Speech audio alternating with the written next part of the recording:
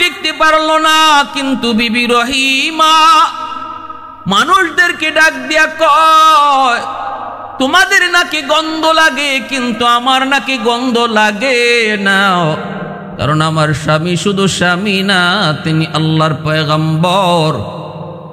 তোমরা যদি না পারো তাহলে যার যার মতো সরতে পারো, কিন্তু আমি রহিমা জান যাবে গো, আমার স্বামীর খেদমত থেকে আমি দূরে যাব না।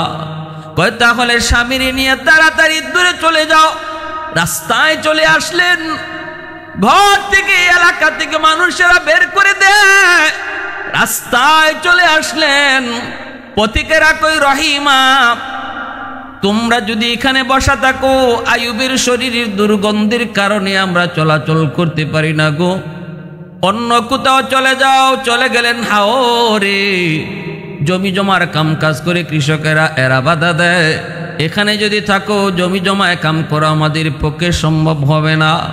আল্লাহর বান্দি রহিমা, ইনি গরিব ঘরের কোনো মেয়ে নন রে যুবক, গরিব ঘরের কোনো মেয়ে নন, তিনিও একজন রাজকন্যা, তিনিও একজন জমিদারের মেয়ে, গোষ্ঠী এবং গোত্র নবী পয়গম্বরের গোত্র ইউসুফ আলাইহিস সালামের বংশের মেয়ে। তাফসীরের কিতাবের ভিতরে লিখেন, বিবি রহিমা হলেন ইউসুফ আলাইহিস সালামের গোষ্ঠী এবং বংশের মেয়ে, অতএব বংশ হলো নবীর বংশ।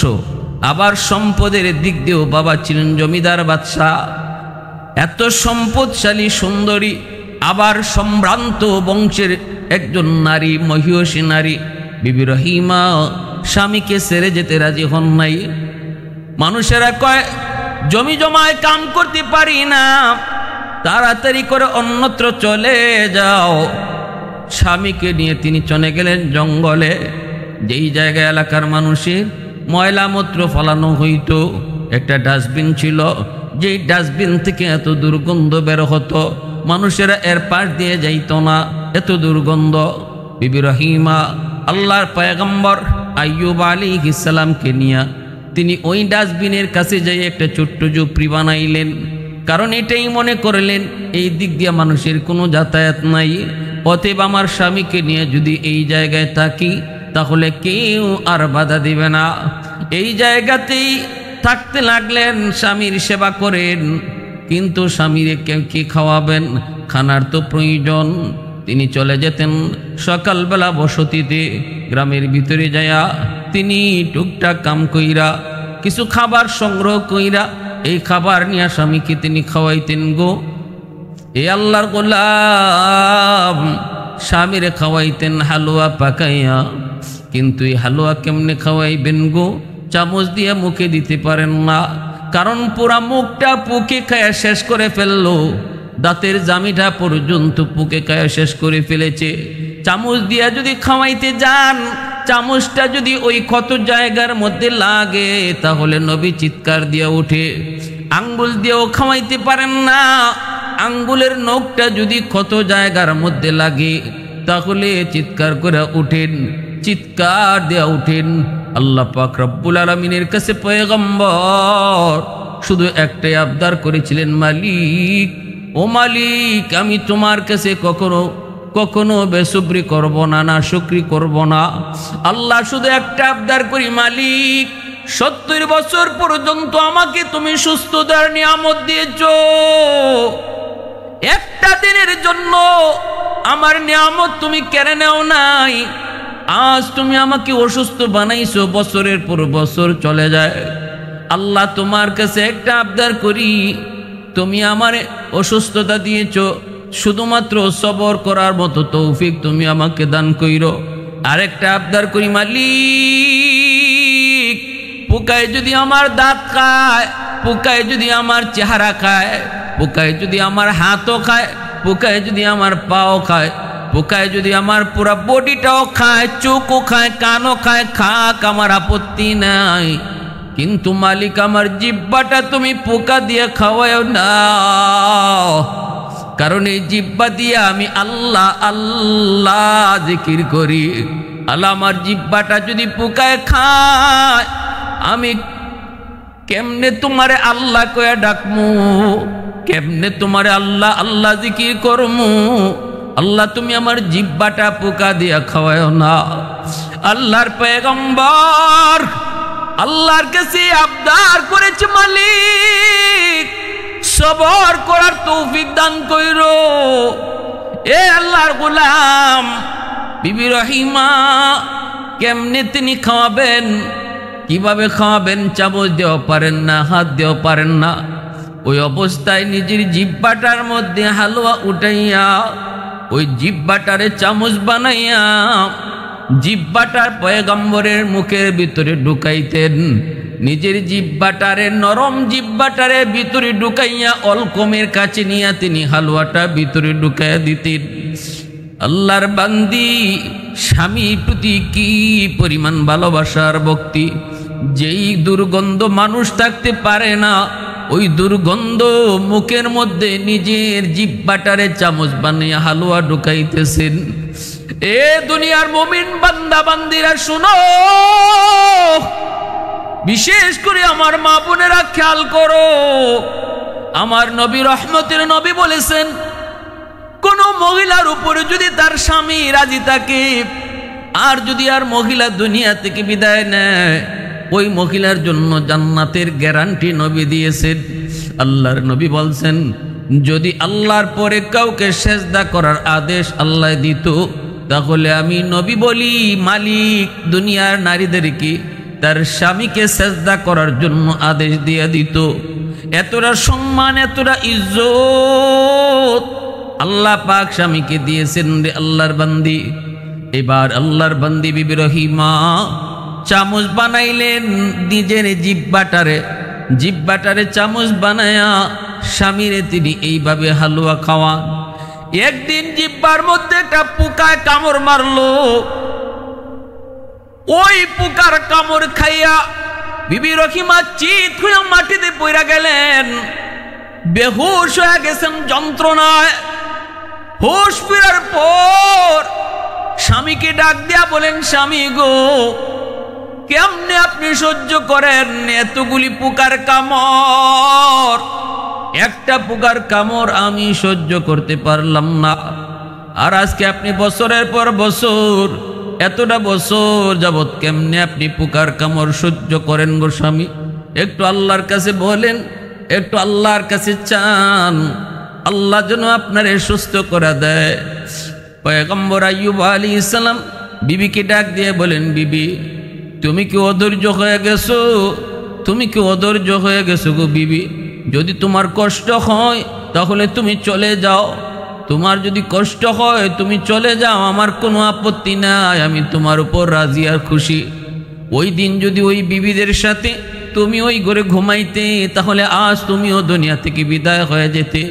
একা একাই আমি মালিকের কাছে শুধু হাত পাতে তাকায় থাকতাম। অতএব বিবি গো, এমন কথা কইও না। 70 বছর যে মালিক আমারে সুস্থ রাখলো, আর আজকে কয় বছর হইছে? 17 বছর হইছে, 16-17 বছর, এখনো 70 বছরের কাছেও যায় নাই। 70 বছর যদি আমি অসুস্থ থাকি, তাহলে তো 70 বছর সুস্থ থাকার বরাবর হয়, নিয়ামতের বরাবর হয়, এখনো তো বরাবরই হয় নাই। তাহলে কোন মুখে আমি মালিককে ডাক দিয়া কইমো, আল্লাহ তুমি আমারে সুস্থ করো, আল্লাহ তুমি আমারে সুস্থ করো? কোন মুখে আমি চাইমু?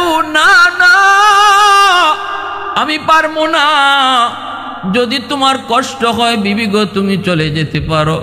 সাথে সাথে বিবি রহিমা স্বামীর পা জড়ায় কান্না শুরু করে দিলেন, গো আমি ভুল করেছি, আমাকে আপনি মাফ করে দেন। আমি আর জীবনে কোনোদিন এমন কথা বলবো না, কোনোদিন এমন কথা আমি বলবো না। এরপরে আল্লাহর বান্দি তিনি বের হয়েছেন এলাকার মধ্যে, বসতির মধ্যে স্বামীর জন্য খানার ব্যবস্থা করবেন। ঘরে ঘরে তালাশ করে কোনো কাম পান না। একজন মহিলা ইহুদি মহিলার ঘরে গিয়া বললেন, মা তোমার ঘরে কাম আসেনি গো, মা তুমি একটু কাম আমারে দিয়া করাইবানি, বিনিময়ে আমি কিছু পয়সা নিব আমার স্বামীর খাবারের জন্য। ইহুদি মহিলা কয়, আমার ঘরে কোনো কাম নাই, কোনো কাম নাই, লাগবে না। তিনি বলেন, মা দেও না, মা দেও না, আমার স্বামী আল্লাহর পয়গম্বর, ও অসুস্থ মানুষ জঙ্গলের মধ্যে একটা ঝুপড়িতে রাইখা আইছি। ইহুদি মহিলায় কয় দিতে পারি, তবে বিনিময় লাগবে, খাবার দিতে পারবো, বিনিময় স্যার আমি দেই না। কয় কি বিনিময় চাও? কয় তোমার মাথার চুলটা অনেক লম্বা, আমাকে কিছু চুল যদি তুমি দাও তাহলে চুলের বদলা তোমাকে খাবার দিব। বিবি রহিমায় কয় মা চুল তুমি দাবি কইরো না, না না, কারণ এই চুলটা হলো আমার স্বামীর লাঠি। আমার স্বামী আল্লাহর পয়গম্বর অসুস্থ মানুষ, হাজত সারার জন্য তিনি যখন উঠতে চান তখন আমার লম্বা চুলটা দইরা তিনি লাঠি বানাইয়া উঠেন।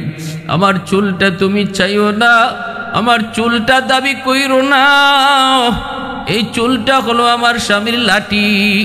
ইহুদি মহিলা কয় আমি এত কিছু বুঝি না, কিছু চুল যদি দাও তাহলে আমি তোমাকে খাবার দেব।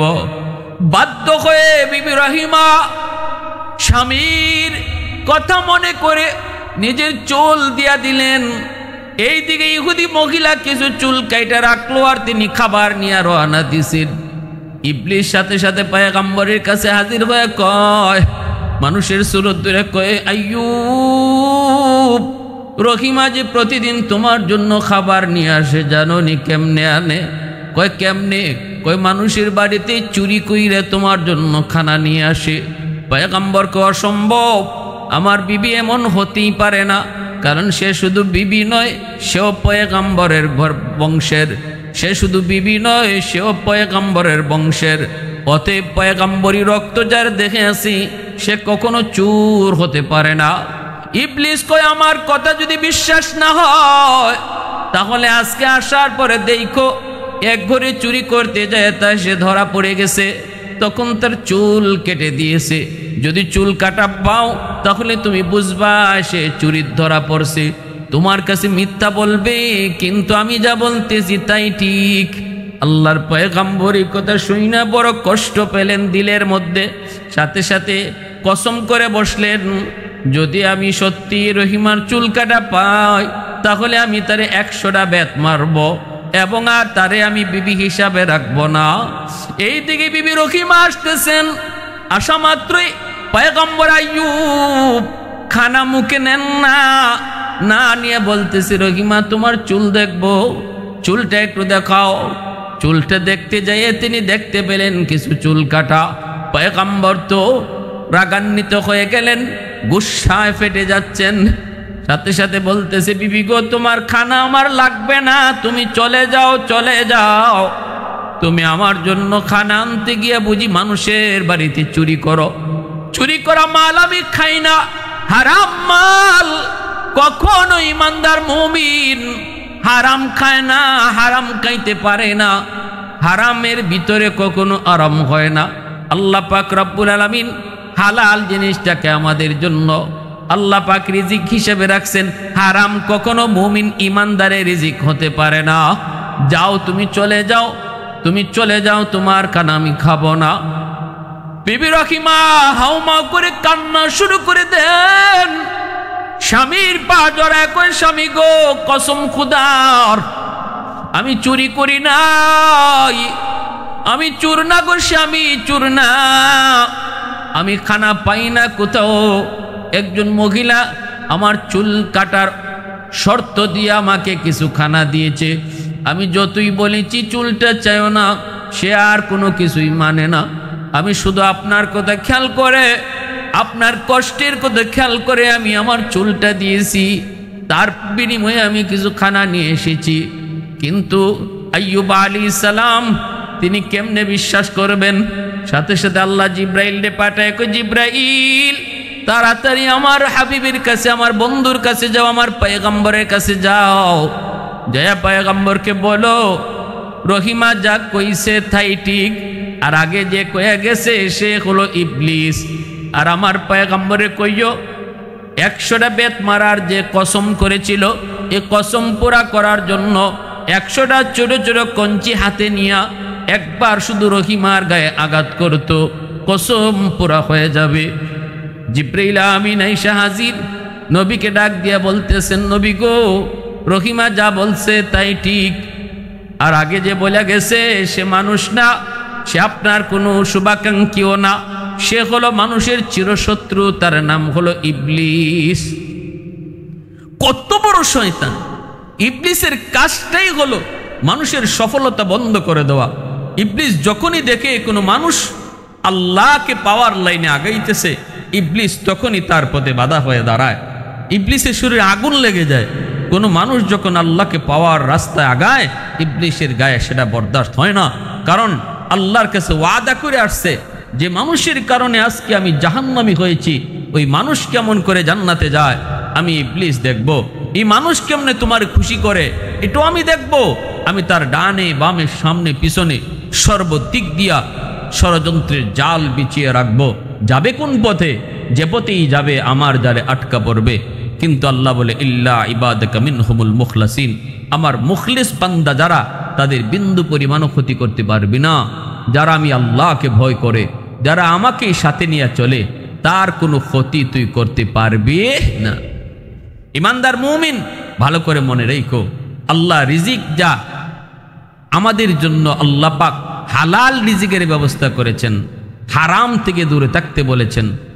হালালের ভিতরে আল্লাহ পাক শান্তি রাখছেন, আর হারামের ভিতরে অশান্তি রাখছেন। সুদ খাওয়া হারাম, ঘুষ খাওয়া হারাম, চিটারি বাটপারি করা হারাম, অন্যের মাল ভক্ষণ করা হারাম। করতে পারো, আনতে পারো, শান্তি পাবা না। শান্তি দেওয়ার মালিক আল্লাহ। টাকায় শান্তি আসে না, সম্পদের ভিতরে শান্তি না, শান্তির মালিক আল্লাহ। এর চাবিও আল্লাহর হাতে। আল্লাহ যদি শান্তি দেয় তাহলেই শান্তি মিলে, আর আল্লাহ যদি শান্তি না দেয়, কোটি কোটি টাকার মালিক হয়েও শান্তি নামক নিয়ামতের দেখা পাবে না। এটা আল্লাহর হাতে। শান্তি যদি কিনতেই পাওয়া যাইত তাহলে দুনিয়াতে গরিব শান্তির কোনো বাগই পাইতো না। সব ধনীরা শান্তি কিনে লই আইতো টাকা দিয়া। টাকা পয়সা তো সব শান্তির জন্য। এই শান্তি যদি না পাইলে তো টাকা দিয়ে কি হইতো? টাকা দিয়ে শান্তি কিনে নিয়ে আসতো। কিন্তু না, আল্লাহ পাক এটা তার হাতেই রাখছেন। দেখবেন গরিব আরামে ঘুমায়, আর কোটিপতি ঘুমের ট্যাবলেট খাইয়েও ঘুম ধরে না।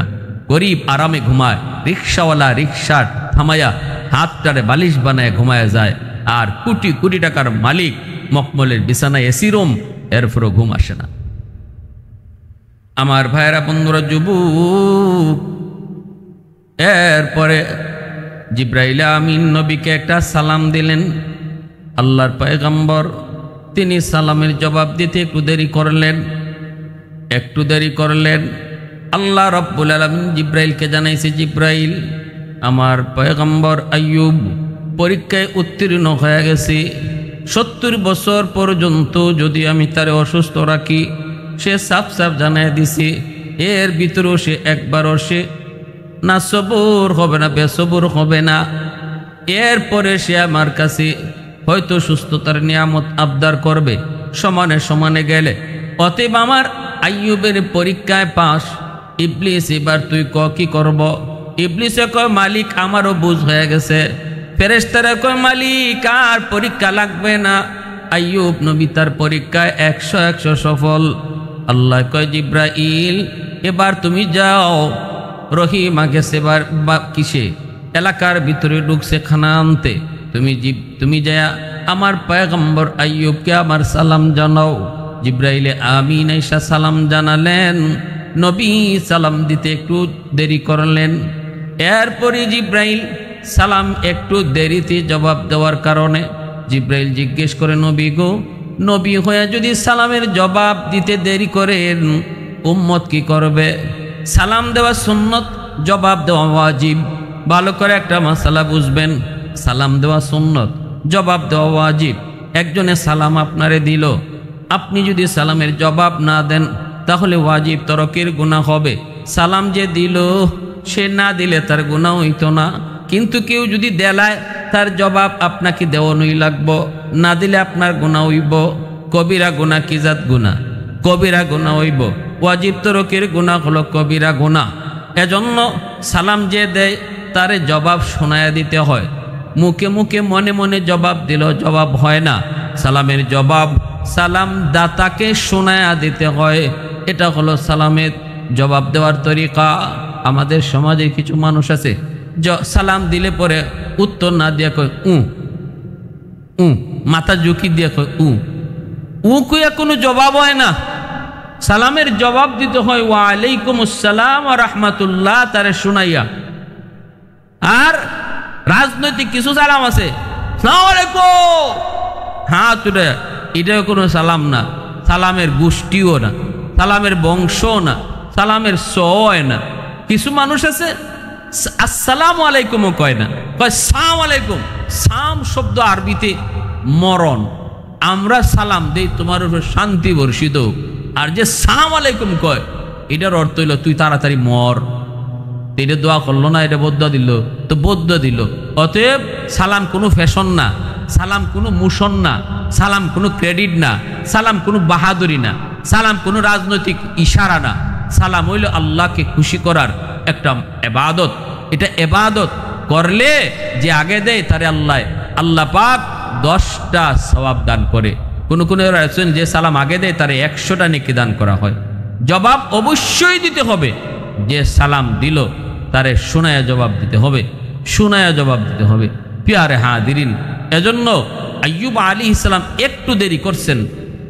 জিবরাইল আমিন বলছেন, নবী গো আপনি দেরি করলেন কেন? পয়গম্বর আইয়ুব সাথে সাথে নিজের উজর পেশ করেন আর বলেন, ওগো আল্লাহর ফেরেশতা জিবরাইল, আপনি যখন আমাকে সালাম দিয়েছেন তখন আমার জিহ্বার মধ্যে একটা পোকা ছিল, পোকাটায় আমার দাঁতের মারি খাইতেছে। আমি যদি ওই সময়ে সালামের জবাব দিতাম তাহলে আমার জিহ্বা থেকে পোকাটা হয়তো মাটিতে পড়ে যেত। আমি ভয় পেয়েছি কিয়ামতের ময়দানে এই পোকা যদি আল্লাহর কাছে নালিশ করে, আল্লাহ তোমার পয়গম্বর আইয়ুবের জিহ্বায় বসাছিলাম, আমারে খাইতে দেয় নাই, জিহ্বা থেকে ফালাইয়া দিছে। কি জবাব দেব, কি জবাব? এই ভয় আমার অন্তরের ভিতরে আসলো। আমি ভাবলাম আমার পোকাটা আল্লাহর মেহমান হয়ে আইছে, তার মতো সে চলে যাক, এরপরে আমি সালামের জবাব দিব। পোকাটা যখন আমার জিহ্বা থেকে সরছে তখন আমি আপনার সালামের জবাব দিছি। আল্লাহ পাক জিব্রাইল ডেকে, জিব্রাইল আমার পয়গম্বর আইয়ুবরে কেমন পাইছো? জিব্রাইল কয়, মালিক ভাষা নাই, ভাষা নাই, আল্লাহ সুপারিশ করি আর পরীক্ষা নিও না। আল্লাহ কয়, আইয়ুবরে কও নিজের পায়ের গোড়ালি দিয়া মাটিতে আঘাত করত, পানি বের হবে, এই পানি দিয়ে গোসল করতে কও, সব পোকাগুলা শরীর থেকে ঝরে পড়বে। জিব্রাইল কয়, নবী গো পায়ের গোড়ালি দিয়ে আঘাত করেন। আইয়ুব নবী কয়, ভাই জিব্রাইল পাই তো নাই, গোড়ালি পাই ভাই কই? জিব্রাইল কয়, যতটুকু আছে এতটুকু দিয়ে আঘাত করেন। আঘাত করা মাত্রই পানি বের হতে লাগলো। এই পানি দিয়ে আপনি গোসল করেন, পানি পান করেন। গোসল করলেন, পানি খাইলেন, সাথে সাথে শরীর থেকে ঝরঝর করে সবগুলি পোকা পড়ে গেল। আল্লাহ পাক রব্বুল আলামিন কয়, আইয়ুব গোসল করে উঠা মাত্রই দেখবা তুমি পূর্ণ 25 বছরের যুবক। নবী দেখতেছেন তার সেই পূর্ণ যৌবন ফিরে এসেছে, পূর্ণ যৌবন ফিরে এসেছে। আল্লাহ পাক রব্বুল আলামিন হারানো যৌবন আবার তারে ফিরিয়ে দিলেন। তিনি বৈশা রয়েছেন একটু দূরে, জিব্রাইল আমিন চলে গেলেন। বিবি রহিমা আসলেন স্বামীর কাছে। আয়েশা দেখেন যেখানে ঝুপড়ি ছিল ঝুপড়িতে স্বামী নাই, ভয় পেয়ে গেছেন। আল্লাহর কাছে কান্দে, মালিক আমার স্বামীর বুঝি বাগে খেয়ে ফেলেছে। তাকায় দেখেন উঁচা একটা জায়গায় একটা যুবক বসা, পিছন দিক দিয়া চেহারা ঠিক মতো দেখা যায় না। কাছে যায় পিছন থেকে ডাক দিয়া বলেন, কে গো তুমি? ওখানে আমার স্বামী ছিলেন অসুস্থ, আল্লাহর পয়গম্বর। তুমি কি তারে কখনো দেখেছো? তুমি কি তারে দেখেছো? আমি তো তারে জায়গায় পাইতেছি না, নাকি তারে কোনো বাঘ ভাল্লুক খেয়ে ফেললো? নবী কোনো জবাব দেয় না, জবাব দেয় না। বারবার জিজ্ঞানোর পর এইবার তিনি জবাব দিয়া কয়, রহিমা কারে তুমি কি জিগাইতেছো? যারে তুমি জিগাইতেছো সেই তো তোমার স্বামী আইয়ুব। এই বইলেই তিনি চেহারাটা ঘুরাইলেন, ঘুরাইয়া বিবির কাছে গেলেন আর গিয়া বলেন, রহিমা দেখো তো 25 বছরে আমার যে যৌবন কালটা ছিল ওই যৌবনের চেহারাটা একটু খেয়াল করো।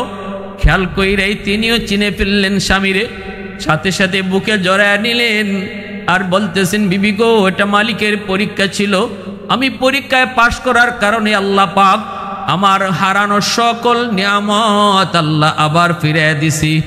আল্লাহ পাক রব্বুল আলামিন বিবিদেরকে আল্লাহ ফিরে দিছে, সন্তানও আল্লাহ আবার ফিরে দিছে, ক্ষমতা আল্লাহ ফিরে দিছে, সহায় সম্পদ সব কিছু আল্লাহ ফিরে দিছি। এমন কি বলা হয়েছে তাফসীরের কিতাবে, আইয়ুব আলাইহিস সালাম যে দিক দিয়া যাইতেন ওনার পিছন দিক দিয়া এরকম স্বর্ণের বৃষ্টি পড়তো। অতীতে যে নিয়ামত ছিল, হারানো নিয়ামত আল্লাহ যা ফিরে দিছে, ডাবলের ডাবল আল্লাহ নিয়ামত আবার ফিরে দিছে।